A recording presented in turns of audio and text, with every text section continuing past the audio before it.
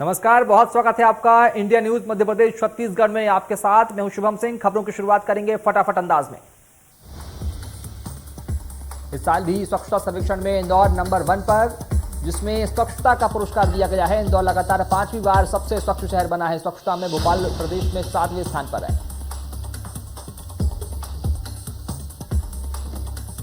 कार्यक्रम में केंद्रीय आवास एवं शहरी कार्य मंत्री पहल सफाई मित्र सुरक्षा चैलेंज के तहत बेहतरीन प्रदर्शन करने वाले शहरों को मान्यता देते हुए सफाई कर्मचारियों के योगदान को सराहा गया।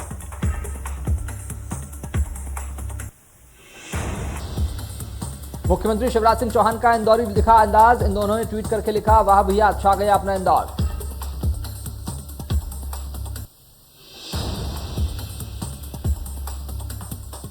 सीएम शिवराज सिंह ने ट्वीट कर इंदौर को अग्रिम शुभकामनाएं दी हैं। इंदौर कलेक्टर के ट्वीट पर सीएम ने रिट्वीट करते हुए लिखा था, all the best Indore.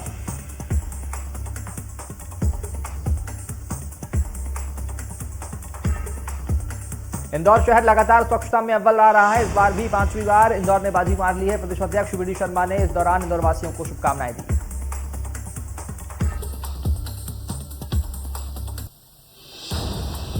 Chhattisgarh को फिर तीसरी बार देश के स्वच्छतम राज्य का पुरस्कार मिला है। राज्य ने 239 में से 67 पुरस्कार अपने नाम किए हैं। लगातार तीसरी बार छत्तीसगढ़ सबसे स्वच्छता में नंबर 1 पर पायदान में है।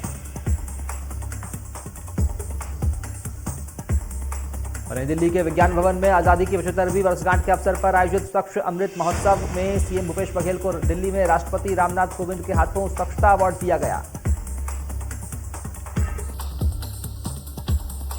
छत्तीसगढ़ को न केवल राज्य के रूप में बल्कि यहां के 61 शहरी निकायों को भी उत्कृष्ट प्रदर्शन के लिए नवाजा गया है। छत्तीसगढ़ निरंतर तीसरी बार स्वच्छता में नंबर 1 के पायदान पर खड़ा है और इससे पहले 2019 तो 2020 में भी स्वच्छता के मामले में अव्वल राज्य छत्तीसगढ़ रहा है। छत्तीसगढ़ में पेट्रोल डीजल के रेट पर सियासत तेज हो गई है। बीजेपी प्रदेश भर में चक्का जाम करेगी। रायपुर में विष्णुदेव साय ने प्रदर्शन किया।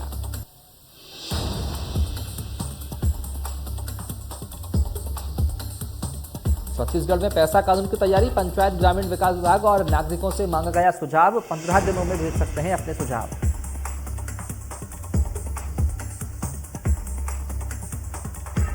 स्वच्छता सर्वेक्षण 2021 में ग्वालियर को कचरा मुक्त सिटी का दर्जा। वाटर प्लस सिटी के तमगे से चूक गया ग्वालियर। ओडीएफ प्लस दर्जा बरकरार रहेगा। पहले 10 लाख से अधिक आबादी वाले शहरों में 13वें स्थान पर था ग्वालियर।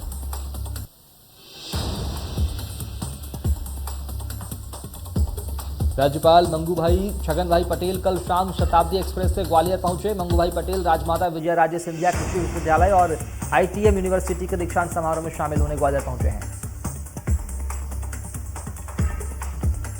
राज्यपाल के ग्वालियर पहुंचने पर जीवाजी विश्वविद्यालय की कुलपति प्रोफेसर संगीता शुक्ला, राजा मान सिंह तोमर संगीत विश्वविद्यालय के कुलपति प्रोफेसर साहित्य कुमार समेत तमाम अधिकारी और जनप्रतिनिधियों ने उनका स्वागत किया।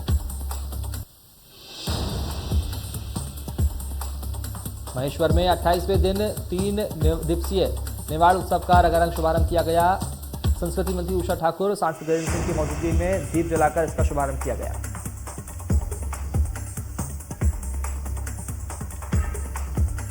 कोरोना के चलते 2 वर्ष बाद आयोजित हुए निवाड़ उत्सव को लेकर लोगों में काफी उत्साह देखा गया। संस्कृति मंत्री उषा ठाकुर ने कहा कि सरकार की प्राथमिकता है कि निवाड़ उत्सव में स्थानीयता को ज्यादा महत्व दिया जाए।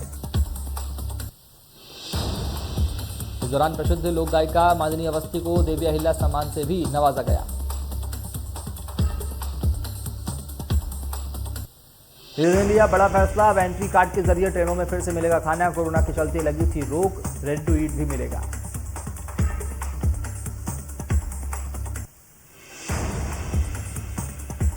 मध्य प्रदेश के 2 शहरों में 2023 से पहले मेट्रो दौड़ाने की तैयारी तेज। सीएम शिवराज ने किया भोपाल मेट्रो डिपो का भूमि पूजन। 26 नवंबर को इंदौर डिपो की करेंगे शुरुआत।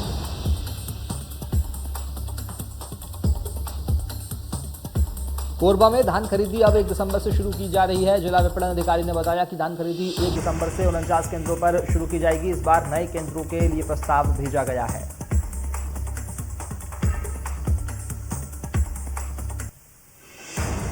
कोरबा जिले को इस बार 15,35,404 क्विंटल धान उपार्जन का लक्ष्य दिया गया है। विपणन विभाग का दावा है कि कोरबा जिले में किसी भी उपार्जन केंद्र के स्तर पर चबूतरे को लेकर या दूसरी कोई समस्या नहीं है।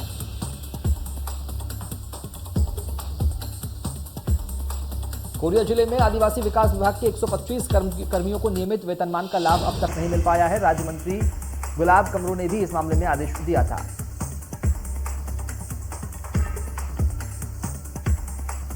किडनी की बीमारी से जूझ रहे गरियाबंद के सुपेबेड़ा वासियों को अब डायलिसिस के लिए कहीं भटकने की जरूरत नहीं पड़ेगी। नई तकनीक से मरीजों के घर पर ही डायलिसिस की सुविधा मिल सकेगी।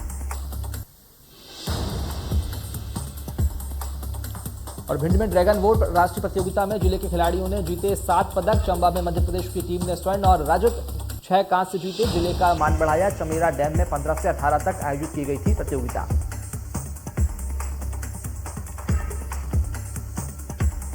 भिंड में पुलिस के सामने एक अजीबोगरीब मामला सामने आया, जिसमें पीड़ित ने शिकायत की कि मेरी पत्नी ने किसी दूसरे युवक से शादी कर ली है। डीएसपी ने कहना है कि महिला को बिना तलाक दिए दूसरी शादी नहीं करनी चाहिए थी। साथ ही जांच का आश्वासन भी दिया।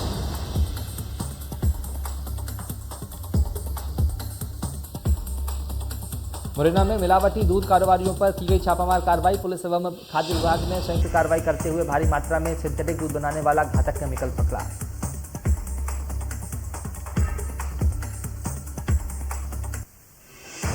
जांजगीर चांपा में चोरों ने चोरी की वारदात को दिया अंजाम। ओम प्रोविजन स्टोर के शटर का ताला तोड़कर नकदी उड़ा ले गए चोर। पुलिस जांच में जुटी।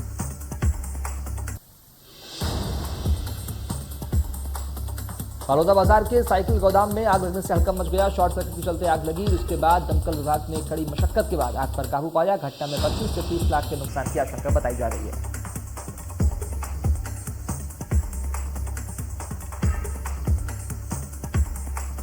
जशपुर जिले के बागीचा थाना क्षेत्र में जीजा साले के बीच फसल कटाई को लेकर जमकर मारपीट हो गई। इस दौरान साले ने अपने ही दीदी, जीजा और भांजी के ऊपर कुल्हाड़ी से जानलेवा हमला कर दिया।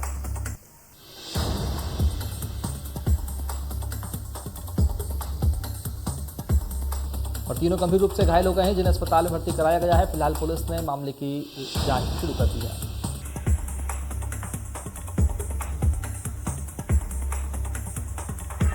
मंदसौर में जग्गाखेड़ी बाईपास पर पलटी बस। बाल बच्चे सभी यात्री। बस का कांच फोड़कर यात्रियों को निकाला गया बाहर। तफ्तीश में जुटी नाहरगढ़ पुलिस।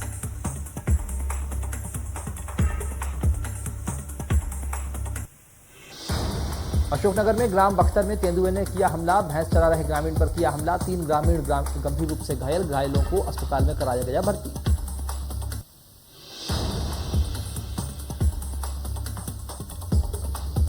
बालाघाट में बाघों की हो रही गणना में उत्साहजनक नतीजे आए सामने। 3 दिन में ही अब तक 108 स्थान पर बाघ और तेंदुए के प्रत्यक्ष व अप्रत्यक्ष 111 साक्ष्य मिले हैं। ये गणना 23 नवंबर तक चलेगी। 2018 में हुई गणना में 22 बाघों की संख्या सामने आई थी। हर 4 साल में ये गणना होती है। सुप्रीम कोर्ट द्वारा नियुक्त कमेटी 29 जनवरी को किसानों से बात करेगी। कमेटी आज से ही किसानों से मिलने वाली थी, लेकिन दिल्ली में कई जगह ट्रैफिक बंद होने के कारण 29 जनवरी को मीटिंग होगी।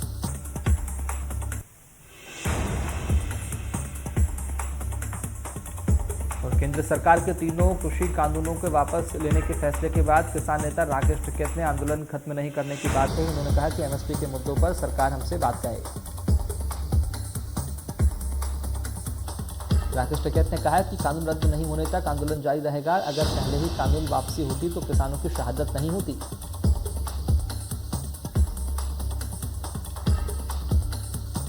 मुख्यमंत्री भूपेश बघेल ने ट्वीट किया, केंद्र सरकार द्वारा कृषि कानूनों का वापस लिए जाने के फैसले पर अपनी प्रतिक्रिया दी। देश के किसानों को दी बधाई। यह किसानों की नहीं बल्कि अन्याय के खिलाफ लोकतंत्र की जीत है। भूपेश बघेल ने लिखा, गांधीवादी आंदोलन ने एक बार फिर अपनी ताकत दिखाई। केंद्र सरकार को 3 काले कानूनों को वापस लेने पर बाध्य करने के लिए देश के किसानों को बधाई।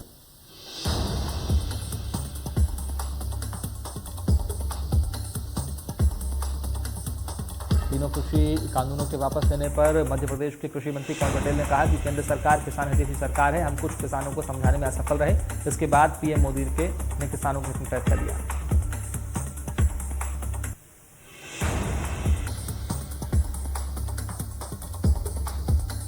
केंद्र सरकार के फैसले पर राहुल गांधी का ट्वीट आया। देश के अन्नदाता के सामने अहंकार का सर झुका। अन्नदाता ने अपने सत्याग्रह से अहंकार का सर झुकाया। राहुल गांधी ने ट्वीट में लिखा, अन्याय के खिलाफ ये जीत मुबारक हो। जय हिंद का जवान किसान।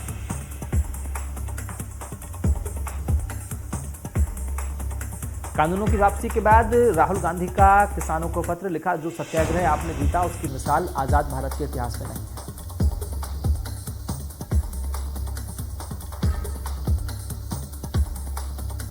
केंद्र सरकार के फैसले पर कांग्रेस के अध्यक्ष कमलनाथ ने ट्वीट कर दी प्रतिक्रिया, कहा कृषि कानूनों को वापस लेने के फैसले का स्वागत करते हैं। आंदोलन के दौरान 600 से ज्यादा किसानों की मौत हुई है। कमलनाथ ने ट्वीट में लिखा, किसानों को प्रदर्शन के दौरान जमकर प्रताड़ना झेलनी पड़ी, कई रातें सड़कों पर किसानों ने गुजारी। कांग्रेस ने किसानों के आंदोलन का खुलकर समर्थन किया है।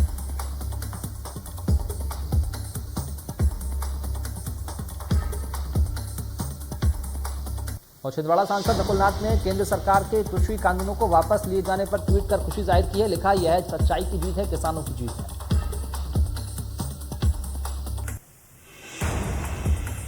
पीएम मोदी द्वारा तीनों कृषि कानूनों को वापस लिए जाने के ऐलान के बाद बीना विधायक महेश राय ने अपनी प्रतिक्रिया दी है। विधायक महेश राय ने कहा कि कृषि कानूनों का मध्य प्रदेश के किसानों पर कोई असर नहीं था।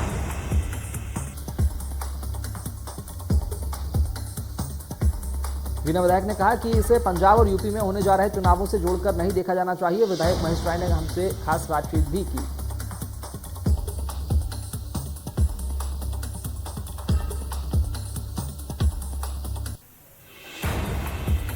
कांग्रेस नेता भूपेंद्र गुप्ता का बयान, तीनों कृषि कानूनों को वापस लेने का फैसला किसानों की एकता, संगठन और ताकत की जीत है। कोई भी तानाशाही सरकार जनता की ताकत के आगे नहीं टिक सकती। भूपेंद्र गुप्ता ने कहा, राहुल गांधी बधाई के पात्र हैं कि वह भारतीय जनता पार्टी के प्रोपेगेंडा, चरित्र हनन और किसानों को आतंकवादी ठहराने तक के गुंडा अभियान के खिलाफ डटे रहे।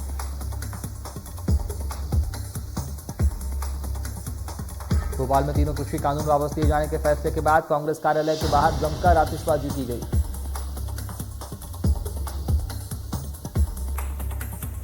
पूर्व मंत्री पीसी शर्मा ने अपने समर्थकों के साथ नारेबाजी की। इस दौरान उन्होंने कहा कि आंदोलन में मृतक किसानों के परिजनों को मुआवजा दिया जाएगा।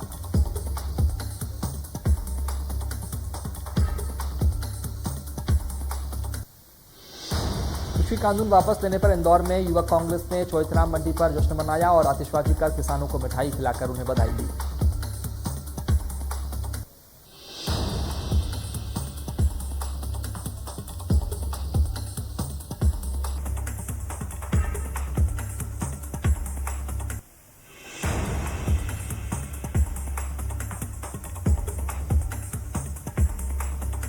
और कृषि कानूनों की वापसी के बाद जबरा में जश्न, भारतीय किसान यूनियन और किसान युवा मोर्चा के नेताओं ने मिठाई खिलाकर खुशी जाहिर की।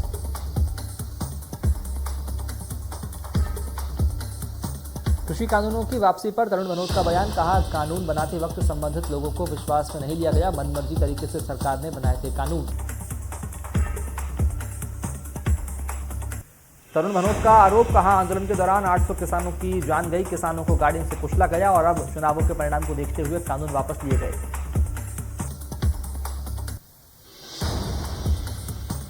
जबलपुर में कृषि कानूनों की वापसी पर कांग्रेस के पूर्व मंत्रियों की प्रेस वार्ता, उमंग सिंगार, तरुण मनोज ने मीडिया से की खास बातचीत। पूर्व मंत्री उमंग सिंगार ने कहा कि कृषि कानूनों की वापसी यूपी और पंजाब के चुनावों को मद्देनजर रखते हुए ली गई है। मोदी सरकार तीनों कृषि कानून वापस लेने पर शाजापुर जिले के 2 कांग्रेसी विधायकों ने सरकार पर उठाए सवाल, तीनों कृषि कानूनों को किसानों की जीत बताया।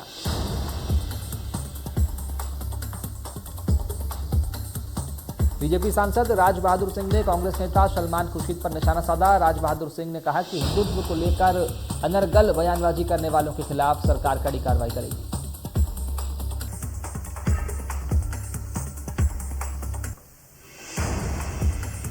सांसद ने कहा, इस तरह की बयानबाजी क्षमा करने योग्य नहीं है। देश को तोड़ने और लोगों में विभाजन की स्थिति पैदा करने वाले, ऐसे बयान देने वाले व्यक्तियों के खिलाफ मुकदमा दर्ज किया जाए।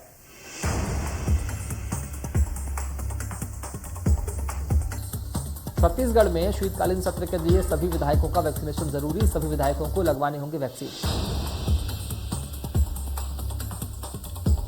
सभी विधायकों का वैक्सीनेशन जरूरी।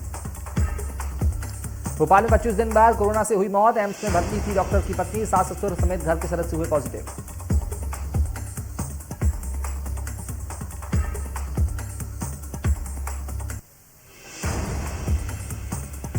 सुकमा में गादीरास इलाके में मलेरिया का प्रकोप, आश्रम कोटा केबिन के बच्चों को आ रहा बुखार। गादीराम अस्पताल में करीब 15 बच्चे भर्ती। 14 नवंबर को भुतोड़ी आश्रम में बच्चे की हुई थी मौत।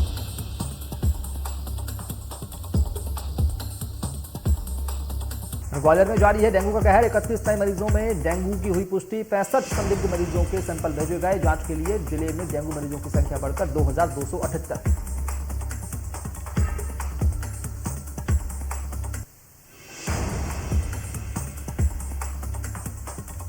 और दिल्ली की हवा आज भी बेहद खराब श्रेणी में। दिल्ली में AQI 350 के आसपास दर्ज।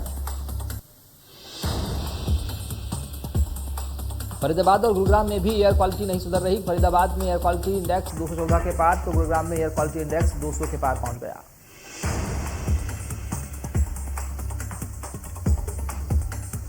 भारत में लगातार दूसरे दिन कोरोना वायरस मरीजों के आंकड़े 10,000 के पार बने हुए हैं। 24 घंटे में देश में संक्रमण के 10,302 नए मामले सामने आए। इस दौरान 267 मरीजों ने दम तोड़ा। फिलहाल देश में 1,24,868 मरीजों का इलाज जारी है। नए आंकड़ों को मिलाएं तो कोविड-19 संक्रमितों की संख्या 3,44,99,925 पर पहुंच गई। वहीं अब तक 4,65,349 लोगों की जान जा चुकी है।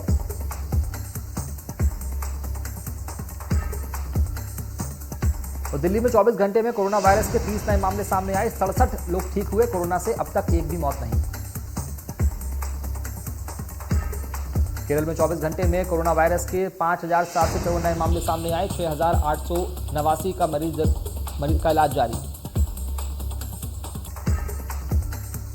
महाराष्ट्र में शुक्रवार को कोविड-19 के 906 नए मामले सामने आए और 15 लोगों की मौत हो गई, जिससे संक्रमित लोगों की कुल संख्या 66,28,744 हो गई है।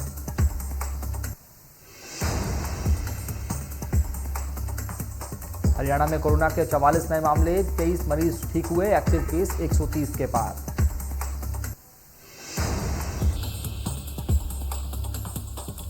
तो वहीं हिमाचल प्रदेश में एक दिन में 51 नए मामले सामने आए। 142 मरीज ठीक हुए। पॉजिटिव केस की संख्या 1,000 के पार। 2 मरीजों की कोरोना से हुई मौत। मिजोरम में भी 24 घंटे में 336 नए मामले सामने आए। राज्य में कोविड से अब तक 455 लोगों की मौत।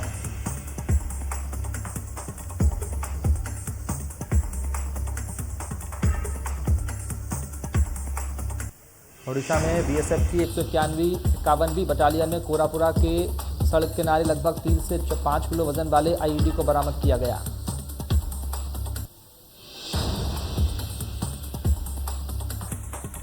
आंध्र प्रदेश के अनंतपुर में भारतीय वायुसेना ने हेलीकॉप्टर से चित्रावती नदी में फंसे 10 लोगों को बचाया। आंध्र प्रदेश में भारी बारिश के चलते अचानक आई बाढ़ से हर तरफ तबाही का मंजर है। मीडिया रिपोर्ट्स के मुताबिक अब तक 17 लोगों की जान चली गई है, जबकि करीब 100 लोग लापता हैं। रायलसीमा के 3 जिलों और एक दक्षिणी तटीय जिले में 20 सेंटीमीटर तक भारी वर्षा होने से भयंकर तबाही हुई है। कड़प्पा जिले में अब भी 12 लोग लापता हैं। वायुसेना, एनडीआरएफ और अग्निशमन सेवाओं के कर्मियों ने बाढ़ में फंसे कई लोगों को बचाया।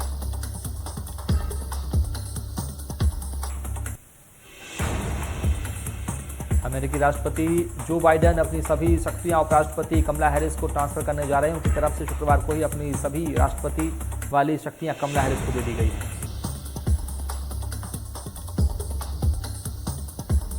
ये सब इसलिए किया गया क्योंकि जो बाइडेन कोलोनोस्कोपी के लिए एनेस्थीसिया लेने वाले हैं। वे हर साल कोलोनोस्कोपी करवाते हैं।